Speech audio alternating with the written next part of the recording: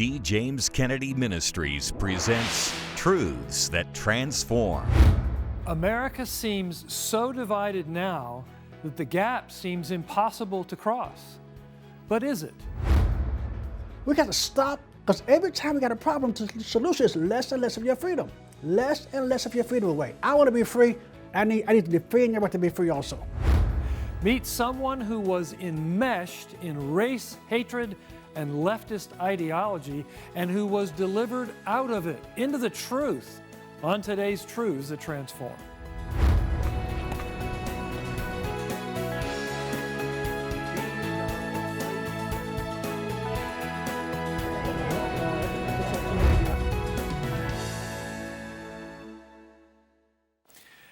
Welcome to Truths That Transform, a production of D. James Kennedy Ministries, where we are standing for truth and defending your freedom. The corporate media is committed to making you feel marginalized. That is, if you hold traditional Christian beliefs, they want you to think you are only one of a small handful of radicals who believe what you do, so that they can silence you and neutralize you. But in an age in which lies are virtually the atmosphere we breathe, even one person telling the truth can have a huge impact on their community. On today's program, you will meet one of those truth tellers, and we will share with you some vital resources that will show you how to move forward with hope and confidence in America in the year of 2022. We begin by introducing you to a self-described Berkeley militant who had imbibed the campus culture of radical grievances that had grown into what we now know as critical race theory. He even joined the militant Black Panthers.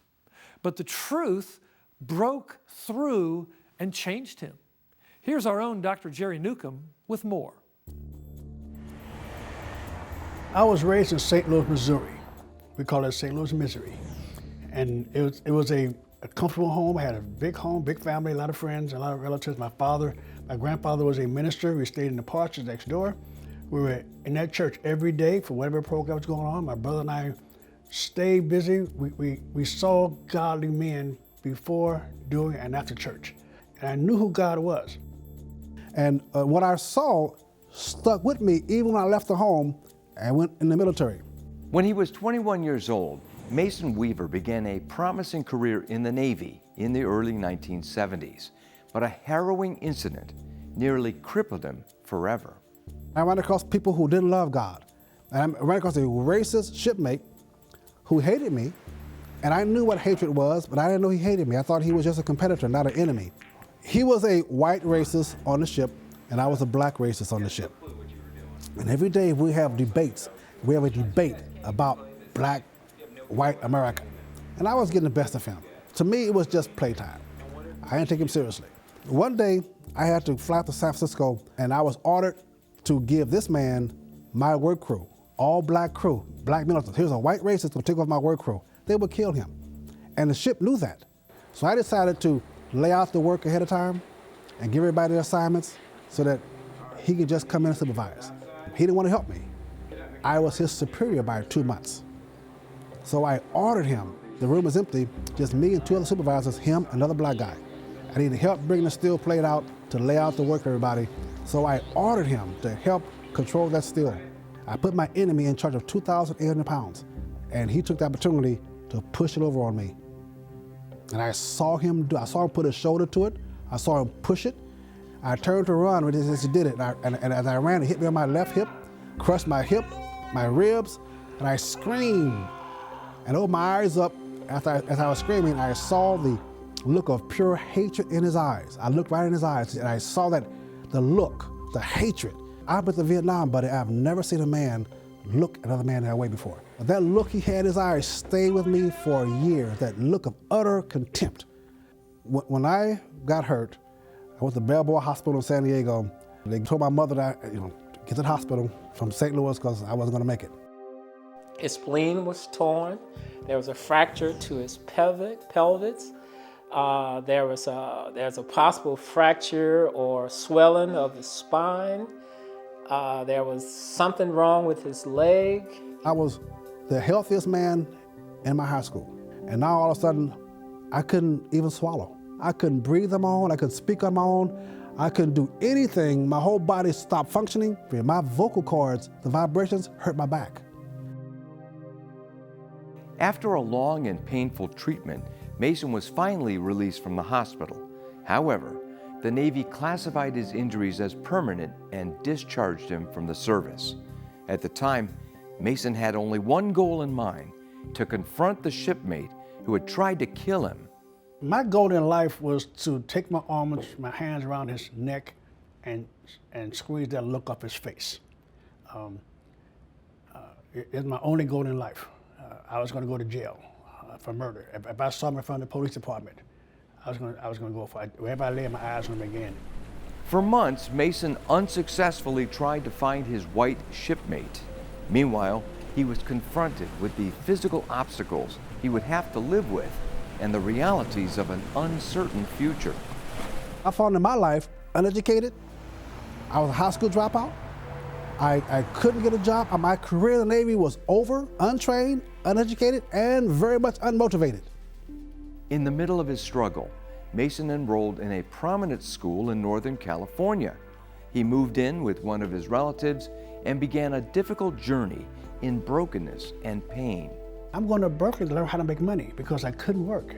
I had a broken back, busted hips. I couldn't walk. I was on drugs, the medication they were giving me. I had to go to Berkeley every other day. And I had to decide if I was going to go on drugs or go drug-free and be in pain. Either way, you have to decide what kind of day is it. And it was a conflict. Mason Weaver became consumed with hate against all white people, and he was active with the Black Panthers. I went to Berkeley with 35,000 white students, did not know one of their names. I was so angry. I was militant. I spoke Swahili instead of Spanish. It took Spanish in California. I speak Swahili. My anger was poisoning my future, and I didn't know it. If you're emotional, you're moving toward the darkness. I'm emotional. White man got me down. We done all the hoorah, and the minute I started thinking. And the thought pattern came by observing, by looking. And everything that black men think we can do, pimping women, selling dope, rap music, basketball, football, in spite of white folks not liking it, we still dominate. So it seems to me that my success is whatever the heck I feel like I want to do. So what if I feel like I want to own a business? Who's going to stop me? What if I feel like I want to be married for 35 years? Who's going to stop me? The only power, seems to me the only power strong enough to stop me is me. As Mason began to rethink his whole life and his worldview, childhood memories of the Christian upbringing began to nudge his conscience. So I started looking at the only two men I knew that I respected. My stepfather and I did not get along, but I respected him. I respected his faith. He acted like he believed in God. He acted like it. So I went back to look at what they were doing, what drove them. What drove my grandfather, who went from poor church to poor church to poor church and build them up. So I started looking, searching. It came down to the disciples. It came down to those people who spent the time with him and saw him die and saw him resurrect. And all you do is look at their lifestyle before and after. Something happened, something in their life that they saw and they witnessed changed their entire personality. All of a sudden, these jealous, cowardly followers of Christ became bold citizens for Christ, went to separate parts of the world and said, kill me, I'll start to work out the grave. I don't care what you say. I saw this. And their lifestyle made me start double checking. And I had to decide if, in fact, I was going to believe that the creator of the universe, who made everything we see, was born of woman on purpose to redeem me back. Personally, that the creator of the universe decided that I was to be loved enough to allow sinful men to manhandle him, ungodly men to manhandle God Almighty, to beat him for me, thinking about me personally by name. he decided that I was going to be worthy enough, his love was worthy enough to redeem me back to him. That the creator of the universe allowed his precious blood to soak that cross, thinking about me by name personally. That he went to that grave for me, preached to those who had believed in him that he was here, led them out of the grave, that he went to heaven for me, to build a place for me. Mason Weaver has used his experiences to inspire others through his book entitled It's Okay to Leave the Plantation. And today he's a motivational speaker who addresses racial issues and the transforming power of the gospel. We got to stop, because every time we got a problem, the solution is less and less of your freedom. Less and less of your freedom away. I want to be free. I need to defend your right to be free also. When I accepted Jesus Christ as my Savior and forgave that white guy, then God forgave me. If you forgive your trespasses, God will forgive you yours. So when he forgave, all that anger left me, that hatred left me. I forgot the man's face now. I can't think of what he looks like now. I knew he had black hair. I forget his name sometimes. It's gone. The anger is gone. If I saw him again, I would still embrace him, but I would embrace him and tell him about Jesus Christ, the real Savior.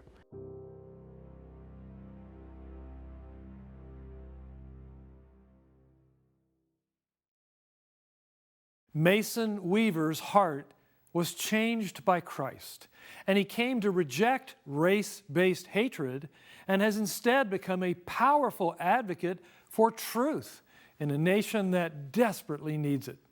His message is impacting people all over America. You may look at the state of your nation and feel hopeless. You may think, I'm only one person. What can I possibly do to change things? The answer is much more than you may think. Dr. D. James Kennedy explains in his message, what can one person do? What can one person do? That's a question that I hope all of you will be asking yourselves. You remember Paul, as he was on his way, crossing the desert, was stopped by the Lord, the blazing light. He was thrown from his horse, and trembling and astonished, he said, Lord, what wilt thou have me to do? And the Lord said unto him, Arise and go into the city, and it shall be told thee what thou must do. And I believe that any of us whose hearts are truly open to the Lord and His will for our lives can do that. Return to your city, search His Word, go to Him in prayer, wait upon Him, and He will tell you what you must do. We have a world that's full of problems today. Of course, it seems to be full of problems most of the time, doesn't it? Whether it's war, we've got that, or whether it is natural disasters, we've got those, whether it is immorality, that is certainly here in spades, as they say, whether it is inflation or depression or whatever it might be, it seems that there's always problems. And why do we have so many problems, and what can we do about them? I would like to suggest to you today two things which I believe are uniformly the cause of our problems and also contain the solution. And those are the two great mandates that God has given to us. The first one is called the cultural mandate. It's not as well known, but it's found in the first chapter of the first book of the Bible, Genesis 1:28. And there God told Adam and Eve that they were to be fruitful and multiply and fill the earth and have lordship over it all, take care of it. And that is what we are to do. This is my Father's world, we sing, and God should get the praise. And yet, does He? Is it God who gets the praise from our culture, our world, our television, our radio, our motion pictures? Only rarely. It's usually the devil who is getting the praise for what he does, and God is mostly left out. Christ is more than that, left out. And so how can we bring Christ back into this world, into his world?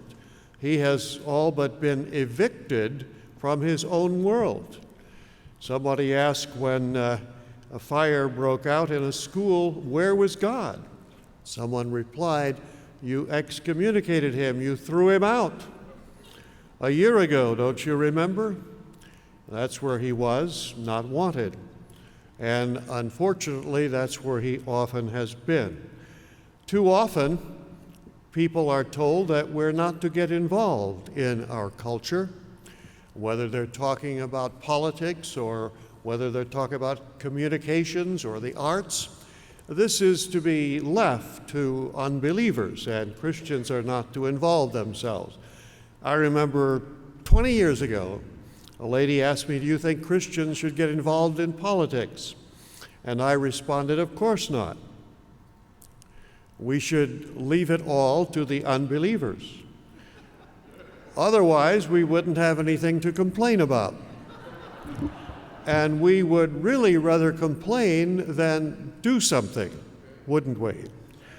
And unfortunately, there's more truth to that than we would like to admit.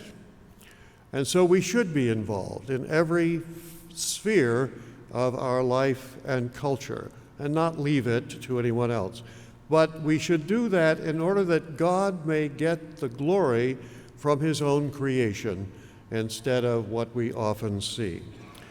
The second great command that God has given to us is his last command, and that is that we are to go into all the world and preach the gospel to every creature. As we know, that's called the Great Commission. And it was the last thing Christ said. In fact, he repeated it 4 times at the ends of 3 of the Gospels and the first of the book of Acts, that we are to preach the gospel to every creature. That is what we're to do. I remember the fictional story that I think says that very well. And in this story, Christ ascends back into heaven after his crucifixion and his resurrection, and all of the angels and archangels are gathered together to hear the report of his great adventure down here. And so Christ tells them all about his birth in a manger, his childhood in a carpenter's shop, what he had done, his way of work, his call into ministry, his teaching, his gathering together of his apostles, his crucifixion, his resurrection, and how he had told them to go into all of the world and preach the gospel to every creature, that because through this, and only through this, could people find forgiveness and eternal salvation. Well, one of the younger angels, and there really aren't any, or smaller angels, and there probably aren't any, because all of the angels were made at one time, unlike human beings who came along seriatim. And so one of the younger angels raised his hand and said, Lord, what if they don't do that? What if they don't go into all the world and preach the gospel to every creature? What other plan do you have? And I hope you'll not forget this. Jesus said, I have no other plan. Now, I don't know about you, but that hit me very hard first time I ever heard it, which is to say, folks, it's all up to us, not to anybody else. We are the only plan that God has. Plan A, very true. And I believe that God's plan will succeed. and that we will reach the world. And I would say to you, forget what all the rest of these people here may or may not do and all over the country. The question is, Lord, what will thou have me to do? Will you then do it? We so easily want to pass the buck and leave it to somebody else to accomplish it. But I believe that Christians are waking up. I believe they're getting involved. I believe that they're multiplying in numbers, and those numbers are getting involved not only in evangelism but in the cultural mandate of impacting every facet of our society.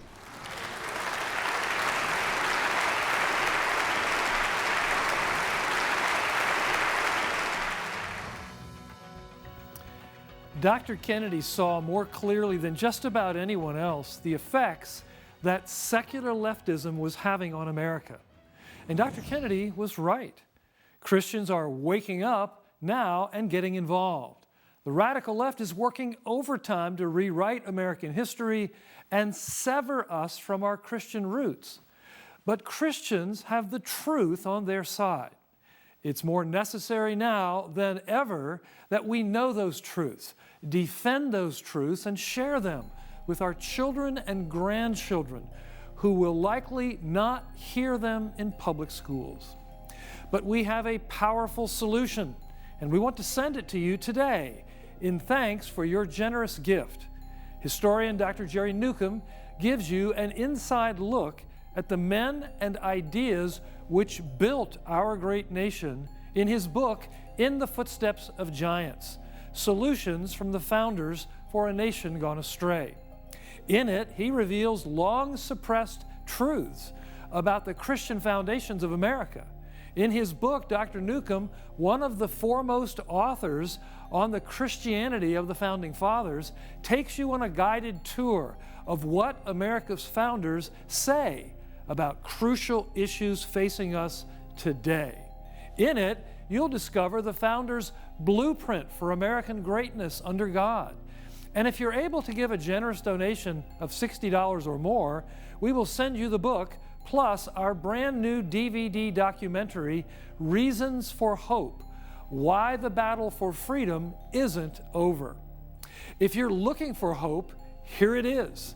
This just-produced program features encouraging insights from Gary Bauer, Erwin Lutzer, Lila Rose, and numerous other experts and activists on the front lines of the battle to roll back cultural Marxism and recapture our freedoms. In Reasons for Hope, you'll see an up-to-the-minute analysis of how God's prescription for healing the land is working, giving you reasons for hope for the future. This special program contains both hope-filled facts for the fight we are in and encouraging stories showing you that the tide is turning and God's truth is winning.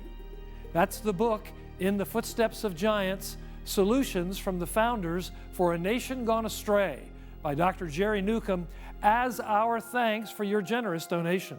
And the book plus, the brand new DVD special, Reasons for Hope: Why the Battle for Freedom Isn't Over, to which we've added bonus material and exclusive features, all as our thanks for your generous donation of $60 or more.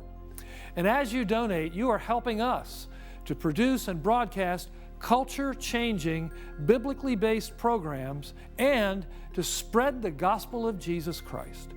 Gain hope as you respond today.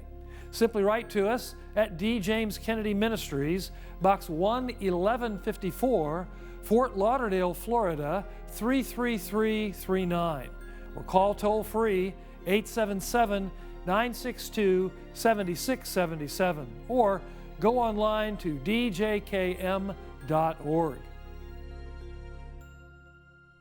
Recently, late-night TV host Stephen Colbert complained that the Senate is, quote, the most anti-democratic institution next to the judiciary, and recommended abolishing it. Colbert and many on the left are peeved that President Joe Biden cannot seem to ram sweeping radical legislation through an evenly divided Senate. In the Senate, legislation has to demonstrate bipartisan support by garnering 60 votes to avoid the filibuster. Joe Biden's party has no bipartisan support for its radical agenda, so they've decided to change the rules. Sadly, this is nothing more than an exercise in cynical hypocrisy. Here's how one politician rightly described efforts to abolish the filibuster. Quote, "The ideologues in the Senate want to turn what the Founding Fathers called the cooling saucer of democracy into the rubber stamp of dictatorship. We will not let them. They want to change the rules in midstream, to wash away 200 years of history. They want to make this country into a banana republic, where if you don't get your way, you change the rules." Now, surprisingly, those words came from Senate Democratic Majority Leader Chuck Schumer back in 2005, when his party was in the minority. Now he's trying to do the very thing he railed against. Here's another statesman for you, speaking in defense of the filibuster.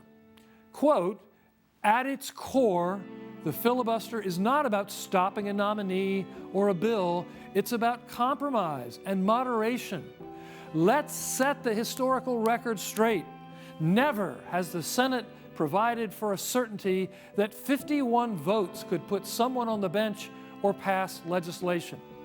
And those words, they are from the facile mind of then Senator Joe Biden, also in 2005. These days, however, Mr. Biden calls the filibuster that he defended during his entire Senate career something on par with Jim Crow laws.